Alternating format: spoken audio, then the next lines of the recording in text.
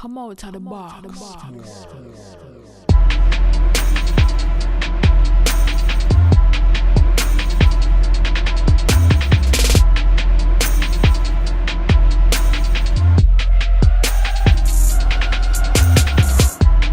yourself out the box.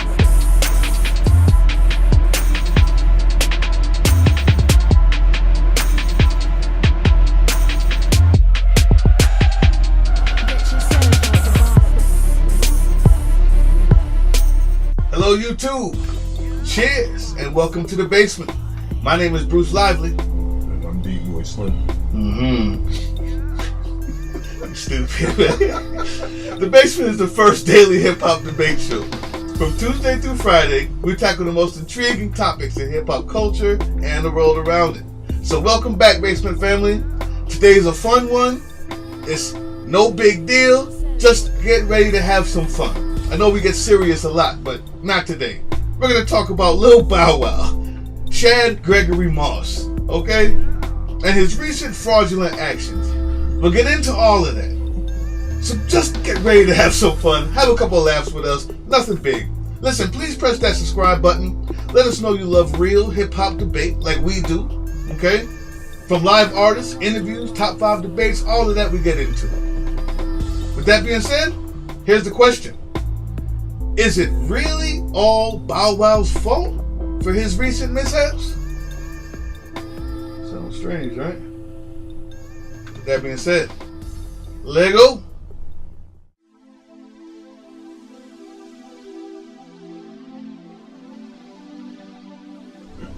Chad Moss. Are we talking about Bow Wow? We talking about Mr. Chad Moss to you, sir. Little Bow Wow? He's a grown man now. Okay? He says, is it really his fault? No, it's not. You talking about Little Bow Wow? Chad Gregory Moss. It was Gregory, right? Yeah. You know? I guess he would have been still Little Bow Wow. He might have just been little without the Bow Wow when songs like Ain't No Future in Your Frontin' came out.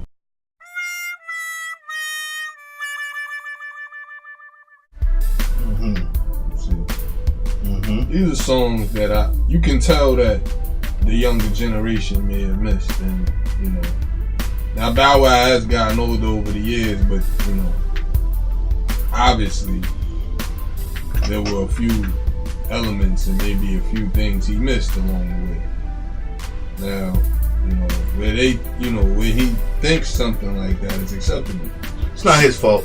So, yeah, today Bruce is here to tell you guys somehow that him posting a picture of a private jet and putting in the caption, "You guys don't fly first class like me," or "You guys don't do it like I do it." I know it sounds bad. It's not his fault.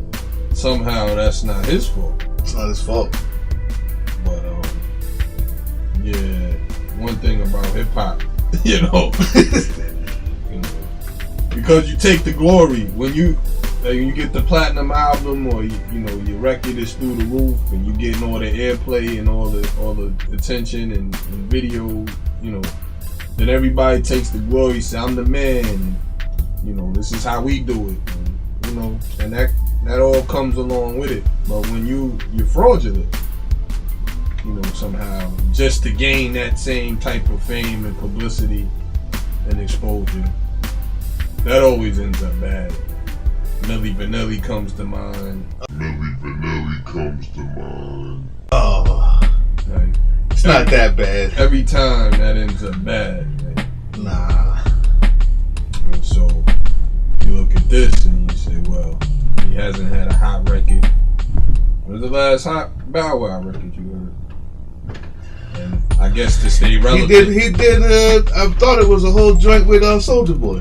to maintain staying relevant, somehow he wants to lead you to believe that, you know, his funds haven't depleted, you know, all the movie money isn't gone, the 106 in Park BET money, Mr. 106 in Park, you know, somehow he wants you to believe that I'm still living a certain type of lifestyle, and I guess that was the reasoning for him putting up the pic of him flying a private jet. But we gotta ask why, though.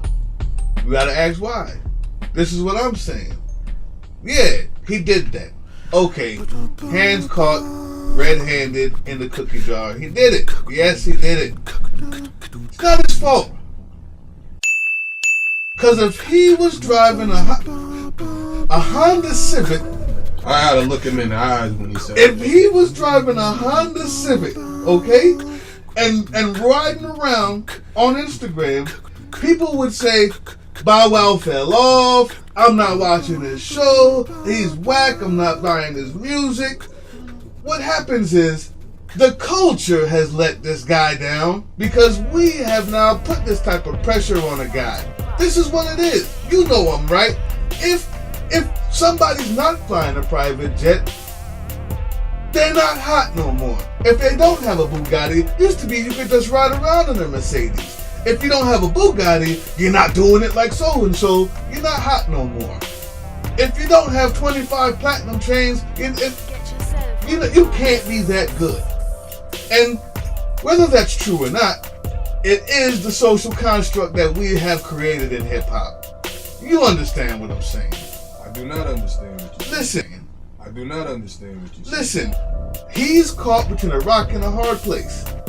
If he does drive around in this Honda Civic, if he doesn't floss, and he doesn't go all out and talk about how much of a boss he is, when you do see him not doing those things, there's at least 25, 35, maybe even 45% of the people that watch that would say he fell off, he's whack, start making jokes about him before his show even started, right?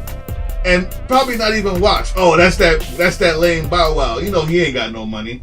I've heard that before. I know you have. And so he took a calculated risk. I can flaunt the fakeness, gain a little extra popularity on the hopes that I don't get caught, rather than get caught out here without the money that they think I should have that would make me cool, and them not tune in. He made a calculated risk and he lost.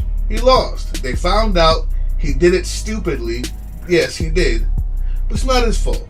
It's not his fault. Only thing he shouldn't have done was go on that plane by himself and not take the picture from an already used website. Come on, Bow Wow. That's stupid.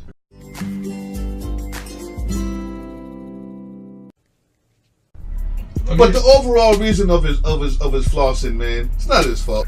Let me explain why that's up there in our genre. There's been fraudulence in hip hop. We've seen it time and time and time again. Fake it till you make it. Here's the distinction, right? There's been questioning in characters. We've seen, dudes come out and say they were drug lords and drug dealers before rap. They trapped it out before rap, and then pictures surface of them being correctional officers.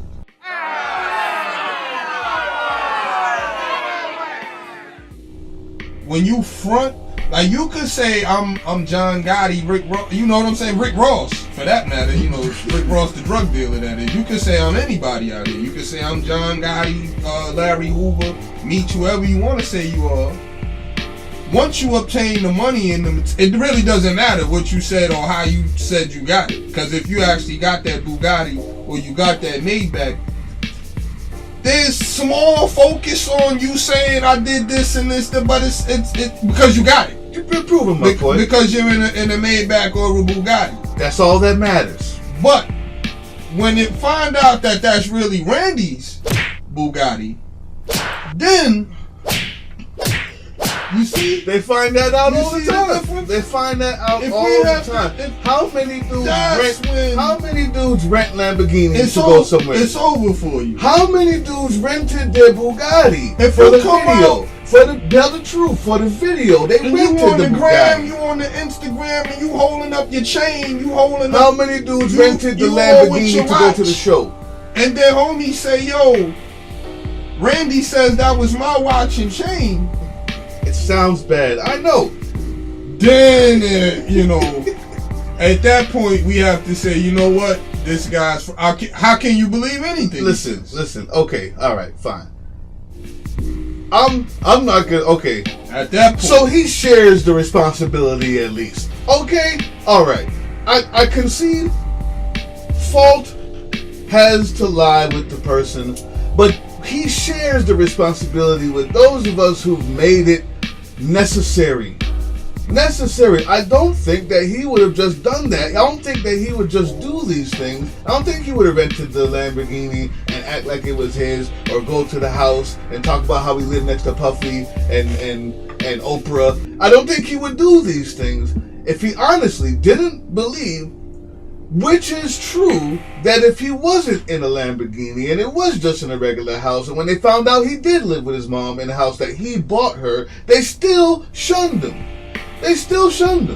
Like, he knows that he has to present a certain look and a certain lifestyle, or he loses fans and money. That's a strange predicament to be in. It is the reason why people rent Bugattis to be in a music video. It is the reason why people rent Bugattis and Lamborghinis and Ferraris to go to the club. It is the reason why people rent jewelry. Because the entertainment industry has turned into this fake, superficial, self-worth loathing industry. It has.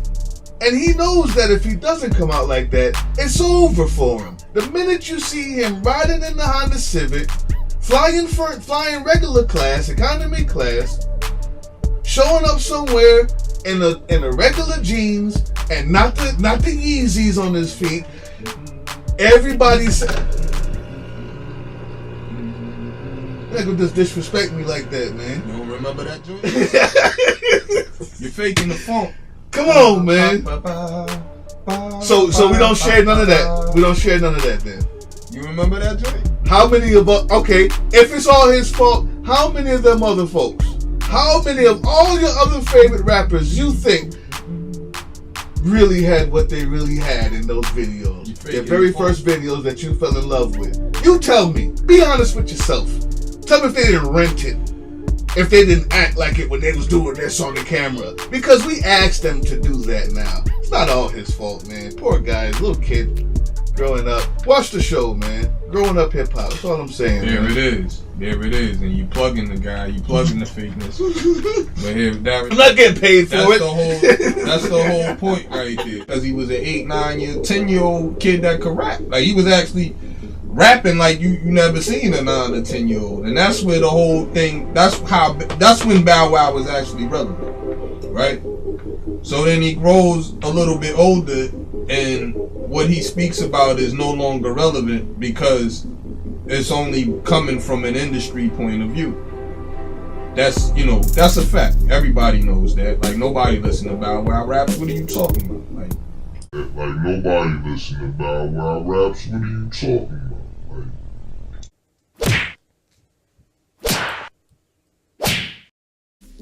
You don't have it, so you front like you have it. This guy says that's our fault somehow. It's not our fault. It's just the industry. We have a shared role in making this happen. Comment. Holla at us. Let us know. Speaking of comments. Am I crazy? Oh, good. Yeah, you crazy. We got comments. We got comments. Wadi Umi said too many intangibles come with the making of a top 5 hip-hop group list, like generation gaps, personal preference. With that being said, here's my list. 5, 4, 3, 2, 1, Wu-Tang Clan. What? I can't go wrong with that. That was number 2 on both of our lists. Yeah, you can't really go wrong with that, man. But I hear you. With we included all of those and came up with our list. So we included all of those and did the best we could as far as, personally who we thought that was the best. So we appreciate the comment. Facts. Thank you, Wadi Umi. Sanafuru Al-Dalan, you hit us again. Thank you. Shout out to you. Sauce 302D. Naiz, NAAIIIZ. Went off on Flex. Okay? That's all we're gonna say about that. Appreciate the comment, Naiz. SZCZ Echo. SZCZ Echo. You said Flex is just a jealous ass bastard. You still feeling the kind of way about Flex. Appreciate the comment, brother. Trevor Willis. We addressed all your points in our episode 65. Go check it out. And thank you for the comment, Trevor Willis. Nas album done. NSD. He's a big Dave East fan. Picked you, obviously. It is. Shout out. Noah Cole. Another one. Thank you for your comment. We can't read them all. We got so many. But thank you, Noah Cole. Thank you, DeBenian Freeman. DeBenian Freeman. Thank you for your comment. Last one here. G. Valverde. G. Valverde. Somebody tell Flex Biggie will never be on the Rock and Roll Hall of Fame? And then bitch slap him in the effing mouth. Thank you, G. Valverde. But I think you're wrong on that one. Even though, you know, you're on my side of the debate. I think Biggie will end up in the Rock and Roll Hall of Fame. He should already be there. But yeah, I feel your disgust with how Flex is going off for no reason. Anyway, with that being said, thank you everybody. I hope you enjoyed this this hilarious episode of The Basement. Appreciate all y'all watching, clicking. Please continue to subscribe and check in with us. We out of here. Appreciate all the comments too. Exactly. Peace.